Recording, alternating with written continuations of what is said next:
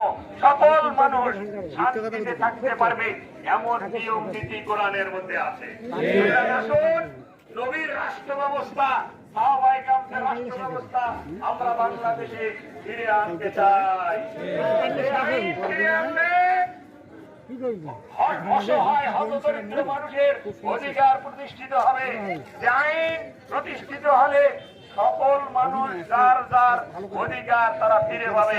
তাই আমরা আজকের এই সংক্ষিপ্ত সমাবেশ থেকে আপনাদেরকে এই আট প্রক্রিয়াবাসীকে জানাতে চাই, ভাই আসুন আমরা কোরআনের আইন বাস্তবায়ন করি।